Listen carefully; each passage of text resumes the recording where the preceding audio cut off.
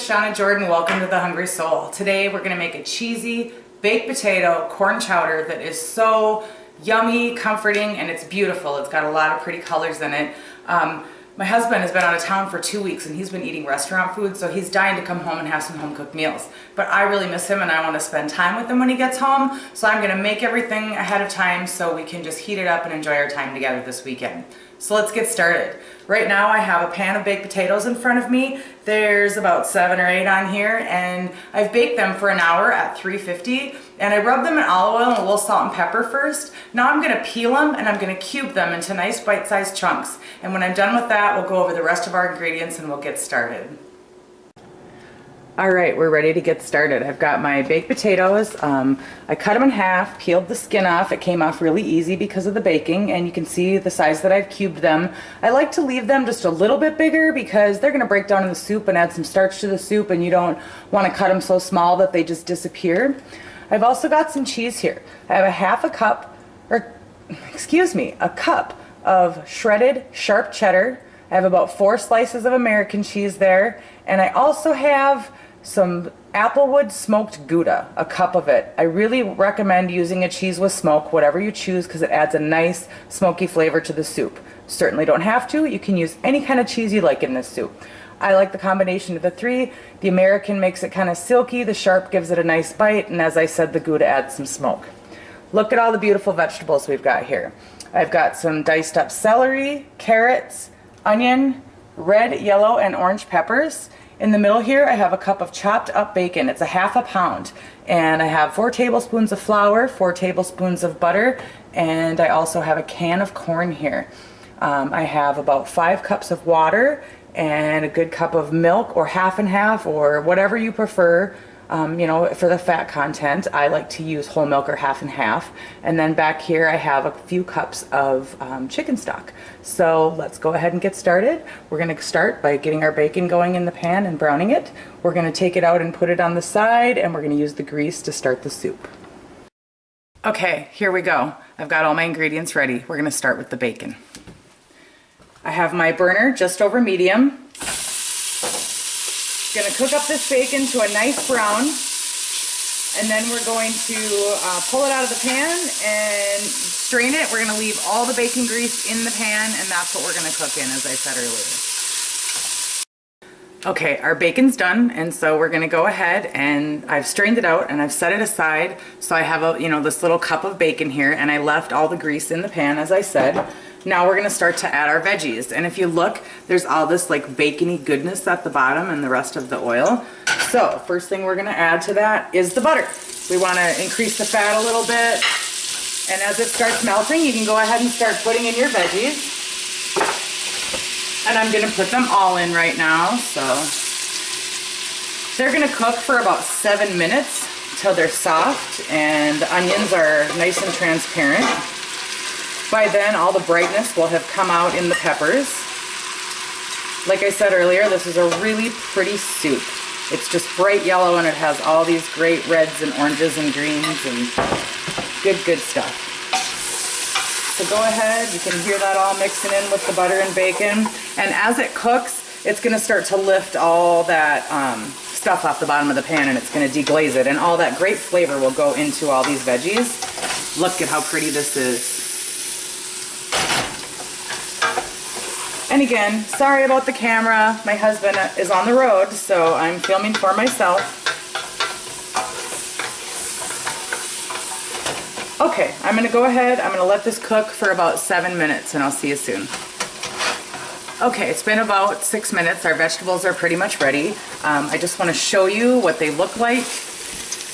You can see the carrots are starting to soften. The onions are getting a little bit transparent, and we're deglazing the bottom of the pan. Smells so good in here, a little bit smoky from the bacon. You can smell all those veggies and butter. So now we're going to go ahead and add the can of corn. I wait to add that just because I don't want it to overcook. And as I said, we wanted to kind of pre-soften the carrots and stuff. So got the corn in there. Now I'm going to go ahead and add the flour. And I'm going to mix that in. And I'm gonna let that cook, oh, probably for about a minute or so at least, because we wanna get that flour taste out of there. We want it to brown a little bit in the pan, pick up the other flavors, and get a nice little roasted taste. And this flour is what's gonna help thicken it later and give it a nice creamy consistency. This soup is, can also be done as a vegetarian soup. If you don't want to use bacon, go ahead and use any kind of fat you want. However, if you're a meat lover, you can go ahead and add ham or something like that. Like I love to use a country ham, cube it up, fry it up in a pan, put a little bit of a brown on it, and then put that in there at the end. So, so good. So there's just a lot of different ways you can make it. Okay, that should be good for the flour. I'm going to go ahead and I'm going to add the 5 cups of water. And I'm going to go ahead and increase my heat a little, up to about 7.5 on an electric stove, just until this heat catches up. Go ahead and keep combining that. You can also add your few cups of chicken stock. You don't have to use chicken stock. You can use vegetable, or you can just even add more water. I just really like to use chicken stock. It adds nice flavor. Now while this catches up on heat, I'm going to go ahead and add some pepper. You can do that to your liking. And a little bit of salt. And flavor up those vegetables and that broth.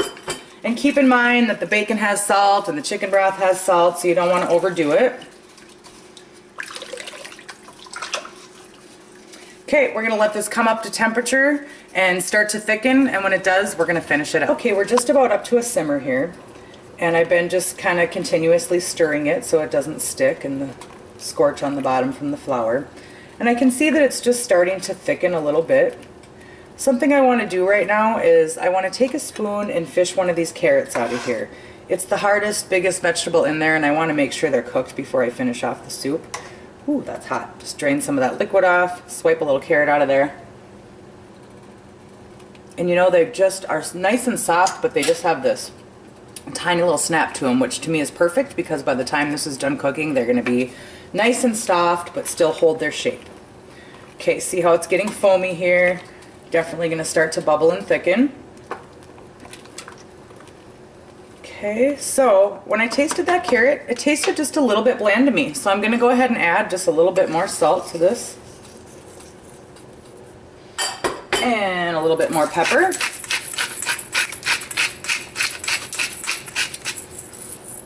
Okay.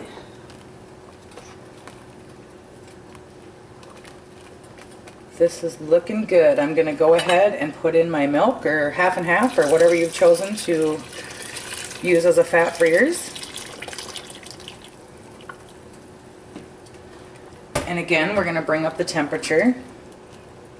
I still have it at about 7.5 because I'm continuing to add ingredients that are cooling it down, and I don't want to lose my heat. If you have a gas stove, you might want to turn yours down because the heat stays more steady with gas stoves. And you don't want to scorch it. Okay, just going to go ahead, take a spoon and sample that broth. Ooh, wonderful. Definitely the perfect amount of salt now. So at this point, I'm going to go ahead and start adding my cheese. And I'm just going to start dropping in the American chunks. Keep stirring the whole time. If you want it to melt quicker, you can take apart the slices. I like to buy as high a quality of American cheese as I can get, and I know that that's a joke in itself because American cheese is not that great, but there's something about the creaminess of it that's great to cook with. So I don't buy like slices that are wrapped in plastic. I buy the good stuff from a dairy. Okay, and then now you can go ahead and add in the rest of your cheese. You can just add it all at once, let it start to melt down.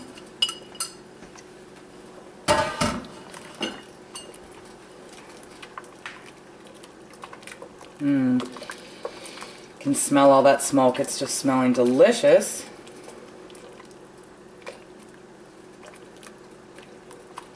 And I can see that it's just continuing to thicken.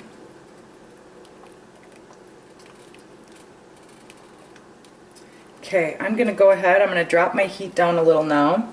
Just over medium high, or excuse me, just over medium. And I'm gonna let this finish melting and thickening. And it looks like it has. I don't really see, oh, there's some cheese chunks in there, I guess, still. We'll let those melt. And when it's all melted, we're gonna add in these potatoes and this bacon, and we're pretty much done. Now the potatoes, as you stir them, little pieces are going to break off there, and that's also going to help to thicken this. And it's also one of those things where once it cools, it's even a little bit thicker. So it might seem a little bit runny to you right now, but believe me, it'll all come together in the end. Okay, let's go ahead and put our potatoes in. Now I have about 8 cups or so here.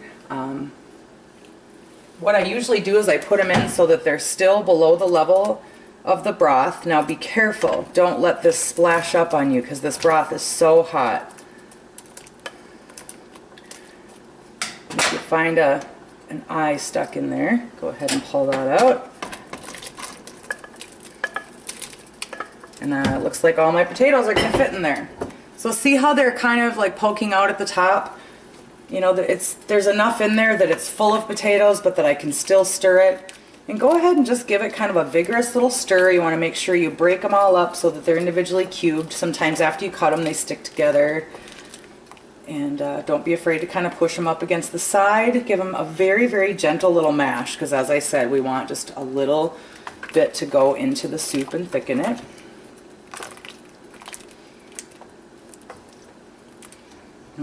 That's looking so good. All right, let's go ahead and give it another taste.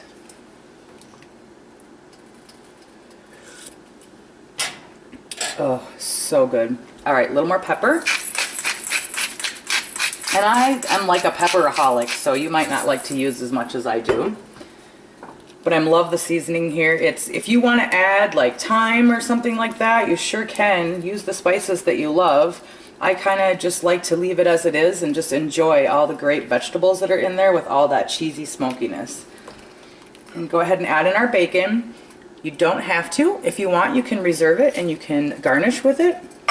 But I really like those chewy pieces of bacon in there. And like I said earlier, if you want to add ham, that just kicks it up another notch.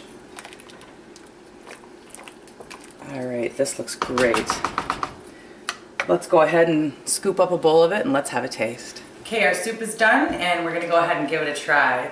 I'm just going to give it a stir here and make sure I get some of that yummy goodness off the bottom there. Potatoes, corn, carrots, peppers, onions. I'm ready for lunch. Okay. This looks really hot.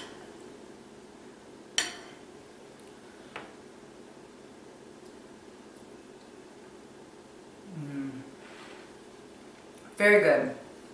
Gonna get even better as it sits and the flavors blend. You know how you make something and it's better the next day? Like spaghetti or chili. That's how this soup is. Delicious today, perfection tomorrow. So if you can make it a day in advance, I do recommend that. If you like it thicker, you can add more flour or more cheese. You could alter it in so many ways to your own liking. I hope you enjoy it. I hope it brings you comfort, and I hope you have as much fun making it as I did. Live, love, and cook with passion, my friends.